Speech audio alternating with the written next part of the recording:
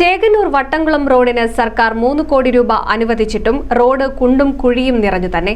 2024 ഡിസംബറിൽ ഫണ്ട് അനുവദിച്ച് ഉത്തരവായ റോഡാണ് 5 മാസം പിന്നിട്ടിട്ടും അതേപടി തുടരുന്നത്. മഴക്കാലമായതോടെ റോഡിലെ കുഴിയിൽ വെള്ളം നിറഞ്ഞതോടെ അപകട ഭീതിയിലാണ് യാത്രക്കാർ ഇതുവഴി സഞ്ചരിക്കുന്നത്.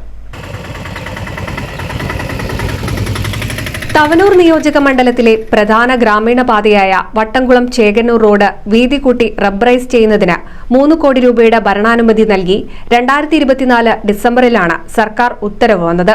എന്നാൽ ഉത്തരവ് വന്ന് 5 മാസം കഴിഞ്ഞിട്ടും റോഡ് നേരെയാക്കാൻ ഇതുവരെയും അധികാരികൾ ശ്രമിച്ചിട്ടില്ല.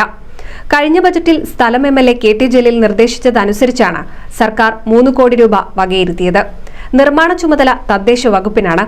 മലപ്പുറം ജില്ലാ തദ്ദേശ സ്ഥാപന എക്സിക്യൂട്ടീവ് എഞ്ചിനീയർ നിർമ്മാണ പ്രവർത്തനങ്ങൾക്ക് നേതൃത്വം വഹിക്കണമെന്ന് ഉത്തരവ് വന്നെങ്കിലും റോഡ് നിർമ്മാണം പൂർത്തിയാക്കി പഴയപടിയാക്കാൻ ആരും വന്നില്ലെന്നതാണ് വാസ്തവം.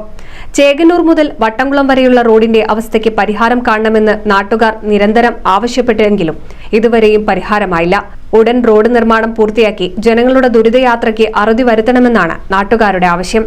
NCV news Edappal. 1000 വിവാഹങ്ങൾക്ക് ഒരേ ഒരു